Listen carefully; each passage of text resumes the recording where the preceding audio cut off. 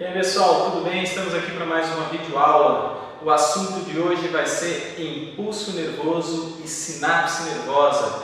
Como funciona a transmissão de informação pelo nosso sistema nervoso. Então fiquem atentos, de olho na tela aí. A gente vai primeiro explorar os mecanismos que envolvem o impulso nervoso e depois vamos discutir a transmissão de informação pela sinapse nervosa. Então vamos lá, hein? A transmissão da informação pode ocorrer de duas maneiras entre os neurônios, tá? Nos neurônios. Pelo potencial de ação ou pela sinapse. O potencial de ação vai ter natureza elétrica, enquanto a sinapse vai contar com mediadores químicos chamados de neurotransmissores. Bom, um neurônio, quando não está transmitindo um impulso nervoso, ele está no que nós chamamos de estado de repouso. Esse estado de repouso indica que nós temos, na verdade, uma maior quantidade de cargas positivas pelo lado exterior da membrana, uma maior quantidade de cargas negativas do lado interior. Isso gera uma diferença de potencial elétrico, que nós vamos abordar mais à frente. Só para retomar e relembrar, a estrutura da membrana plasmática é formada por fosfolipídios, numa estrutura chamada bicamada, no qual nós vamos ter o fosfolipídio com a sua porção polar voltada para fora, na camada interna a sua porção polar voltada para dentro e o espaço intermembrana ficam as estruturas apolares. A membrana, além de ser formada por fosfolipídio, possui uma série de proteínas que estão inseridas no meio destas moléculas. Essas proteínas podem formar, entre outras coisas, canais e sistemas de transporte de substâncias. Eles podem servir, então, como passagens específicas para determinadas moléculas. A distribuição dos íons na membrana é desigual no estado de repouso. Por quê? O que ocorre? Nós temos uma maior quantidade de sódio pelo lado externo e uma maior quantidade de potássio pelo lado interior. Esse momento, nesse ponto em que o neurônio não está sendo estimulado, é chamado de potencial de repouso e por causa dessa diferença de cargas elétricas, se for medido o espaço interno e externo, nós perceberemos uma diferença de potencial elétrico da ordem de menos 70 milivolts. Então, observem aqui na figura, nós temos uma maior quantidade de sódio no meio externo, causando então cargas positivas, uma maior quantidade de potássio do lado interno, prevalecendo aí nesse caso cargas negativas. Quem vai manter essa diferença de concentração de sódio e potássio é a bomba de sódio e potássio, uma estrutura de transporte ativo, ou seja, que gasta energia, e que vai bombear sódio para fora e potássio para dentro numa velocidade maior do que aquela de entrada do sódio e saída do potássio pelo processo de difusão, que é um processo passivo. Então, observem aí na animação como seria esse movimento. Então, o sódio é colocado para fora, potássio para dentro. Então, a cada 3 íons sódio jogados para fora, 2 íons potássio são jogados para dentro e ocorre aí a degradação de uma molécula de ATP, ou seja, a gasto de energia. O potencial de ação vai acontecer quando ocorre uma rápida reversão, uma inversão das cargas ao longo da membrana. Por que isso ocorre? Diante de um estímulo, o que vai ocorrer é que a abertura de canais de sódio, representados aqui pela proteína vermelha na nossa membrana, quando o sódio invade a célula, ele faz com que a diferença de potencial se eleve até menos 40 milivolts. Logo em seguida, ocorre a abertura dos canais de potássio, que nós temos representados aqui por essa proteína azul. Quando os canais de potássio se abrem, o potássio rapidamente sai da célula, revertendo então a polaridade. Então, esse momento vai criar uma instabilidade pontual, na qual ocorre então a chamada despolarização. A despolarização, num certo ponto da membrana, desestrutura a membrana logo ao lado, as estruturas logo ao lado desse ponto, fazendo com que haja então um impulso, uma transmissão. Primeiro, vamos ter um mecanismo aí na animação de abertura e fechamento dos canais de íons. Então vejam que quando o sódio entra, se eleva né, o valor do potencial e logo em seguida há uma queda, uma repentina queda causada pela abertura dos canais de potássio. Boa parte, então, da energia, né, do nosso organismo é consumida pelo sistema nervoso central, né? Isso se dá por quê? Porque a bomba de sódio e potássio ela gasta energia para manter o potencial de membrana, né? Então, o potencial de membrana ele consome energia de forma constante. Isso, lembre-se, estamos nós acordados, dormindo, sonhando ou não, nós estamos sempre gastando energia. Então, esse é o gráfico que descreve as diferentes fases do processo de transmissão do potencial de ação, né? Então, nós temos aí que a reversão vai ocorrer no intervalo em torno de 1,5 milésimo de segundo. Então, veja que é uma coisa muito rápida, né? Então, logo sendo reestruturado. Então, olha lá, na fase 1 vão se abrir os canais de sódio e o sódio invade, entra na célula. Na fase 2, canais de potássio começam a se abrir. Na fase 3, os canais de sódio se fecham e aí o sódio não entra mais através desses canais. O potássio sai pelos canais abertos, elevando o potencial da membrana, né, ao seu valor normal, né, retornando ao valor do repouso. Na fase 5, os canais de potássio se fecham e aí você tem então a restituição do potencial de repouso. Bom, nessa animação nós temos uma demonstração de como ocorreria a transmissão do impulso nervoso. A despolarização que acontece num ponto da membrana vai provocar uma despolarização no ponto logo ao lado. Isso desencadeia um processo de transmissão do impulso nervoso que vai percorrer toda a membrana do neurônio, desde os dendritos até a extremidade terminal dos axônios. Aqui é que entra a importância da bainha de mielina. A bainha de mielina, então, envolve a estrutura do axônio, como nós podemos observar aí na figura. Entre uma estrutura e outra da bainha de mielina há um intervalo sem essa cobertura, sem essa proteção, chamados de nódulos de Ranvier. O que vai ocorrer nesse ponto é o seguinte: o impulso nervoso que vem percorrendo a membrana do axônio, ele, ao chegar na estrutura da bainha de mielina, ele vai provocar a despolarização da membrana a seguir logo ao final da bainha de mielina. E isso faz então com que o sinal do impulso nervoso ocorra de forma saltatória, como nós podemos observar então nessa ilustração. Ao chegar aqui do lado esquerdo da bainha de mielina, provoca-se a despolarização da membrana já do lado direito. Qual é a consequência desse processo? A consequência é que há um aumento na velocidade da transmissão do impulso nervoso. Então, em algumas doenças degenerativas, como no mal de Alzheimer, o que nós vamos perceber é que, pela perda da mielinização, da mielina nos neurônios, vai ocorrendo uma lentificação na transmissão do impulso nervoso, ele vai ficando mais lento.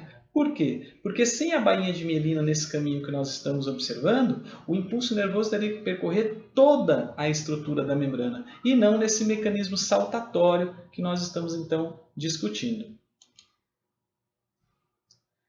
A segunda forma de transmissão do impulso nervoso vai ser a sinapse nervosa. Então, o impulso nervoso ele chega na extremidade do axônio, não há contato físico com os dendritos do próximo neurônio, e aí a transmissão do impulso se dá pela sinapse. Essa transmissão ela vai ser mediada por substâncias químicas denominadas neurotransmissores.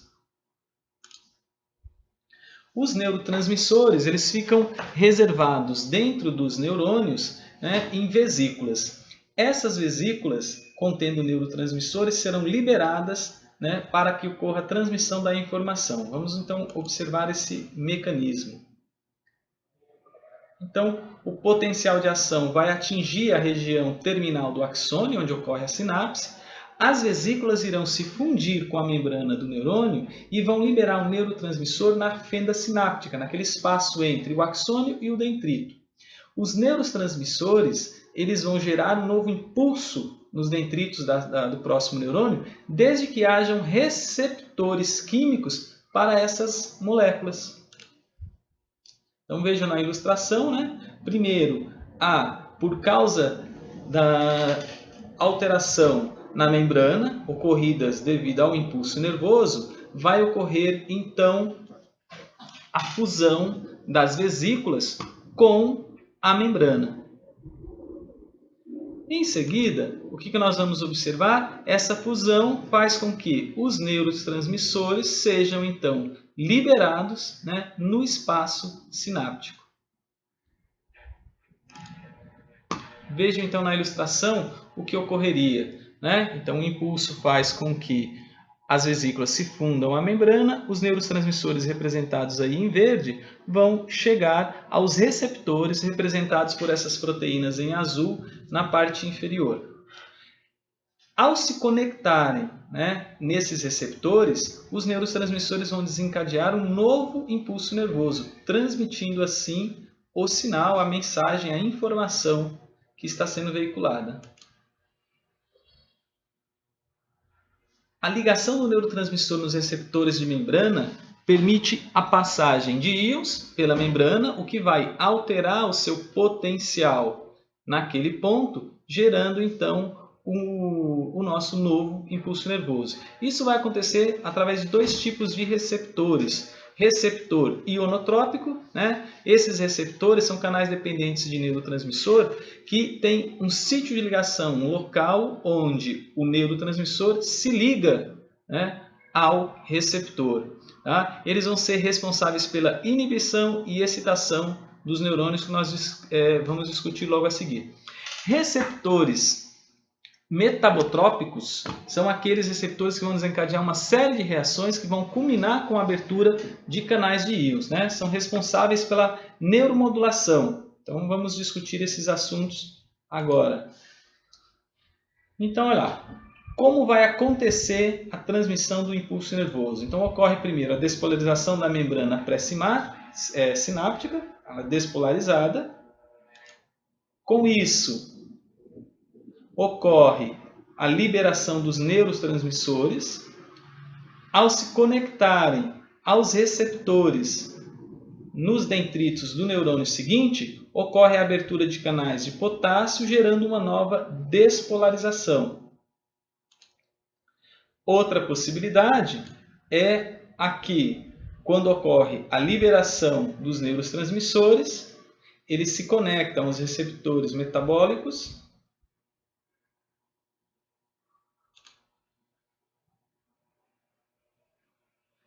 Então, o que ocorre, né? Sabendo que há dois efeitos básicos gerados na membrana pós-sináptica pelos neurotransmissores, né? Despolarização e hiperpolarização, podemos imaginar que existem apenas dois tipos de substâncias responsáveis pela transmissão.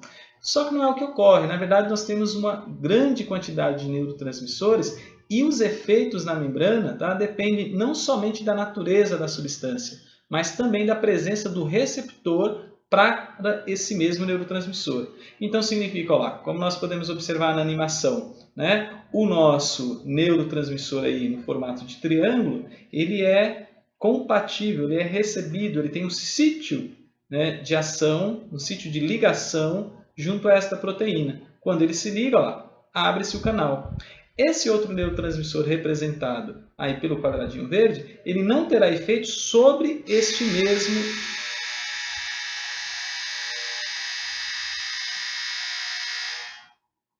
Este outro neurotransmissor, representado por um quadro verde, como ele não tem um sítio de ligação junto à proteína, ele não consegue ativá-la. Isso explica, por exemplo, né, o mecanismo de funcionamento de alguns antidepressivos. Né? O que esses antidepressivos fazem? Eles vão inibir a retomada do neurotransmissor serotonina na fenda sináptica. Né? Tente imaginar como essas drogas iriam atuar. Isso significa que, após liberada a serotonina, essas drogas vão impedir o retorno do neurotransmissor para o neurônio emissor. Né? Qual é a lógica? Aumenta-se a concentração e o tempo em que esse neurotransmissor serotonina está ali ativando, né, transmitindo sinal aos neurônios. O que faz, então, né, que tem um efeito então, de acelerar os impulsos nervosos, de intensificar esses impulsos nervosos. Bom, e para terminar a nossa revisão sobre o sistema nervoso, pessoal, tem aí um mapa conceitual sobre as estruturas. né? Então, o sistema nervoso está dividido em sistema nervoso central, né, constituído pela medula espinhal e pelo encéfalo. A medula espinhal protegida pela coluna vertebral e o encéfalo protegido no crânio, na caixa craniana. O encéfalo é constituído pelo telencéfalo, que é o cerebelo, diencéfalo, que é constituído pelo tálamo e o hipotálamo, mesencéfalo, né, que faz o controle da visão, e o metencéfalo, que é o cerebelo, e o miencéfalo, que é o bulbo. Na região do sistema nervoso periférico, nós vamos ter os nervos cranianos e os nervos espinhais. Os cranianos partem do encéfalo, formando gânglios nervosos sensitivos, motores e mistos. Sensitivos com fibras sensitivas, é por onde nós recebemos, né, os sinais como visão, audição, tato, dor. Tá? Os motores vão controlar a musculatura, vão enviar sinais para as contrações musculares. E nervos mistos contêm os dois tipos de fibras, tanto sensitivas quanto motoras. O sistema nervoso autônomo, né, é responsável por todas aquelas funções que nós não precisamos tomar uma decisão consciente. Tá? Esse sistema ele vai ser formado por dois tipos de nervos, simpáticos e parasimpáticos. Os simpáticos liberam a noradrenalina. Né? A noradrenalina vai acelerar o batimento cardíaco, vai aumentar a frequência respiratória, basicamente prepara seu corpo para uma ação. O sistema parasimpático libera a acetilcolina, que está relacionada basicamente com a conservação e repouso, levando então seu coração, por exemplo, a bater mais devagar, a sua respiração ficar com uma frequência mais baixa. Cabe lembrar ainda a questão do arco reflexo, que são reflexos involuntários que não dependem, né, do controle do encéfalo. Então, quando você tem uma reação, por exemplo, ao tocar em um objeto muito quente, né, rapidamente você remove a mão, esse sinal, essa mensagem para que você remova a mão, vem diretamente da sua medula espinhal. Né? E por último, aí no canto direito, ó, principal célula, o neurônio, estrutura, dendritos, corpo celular, axônio, terminal do axônio. Bom, pessoal, assim nós encerramos essa revisão sobre o sistema nervoso. Né? Espero que vocês gostem. Qualquer dúvida é só deixar no canal. Obrigado, até mais.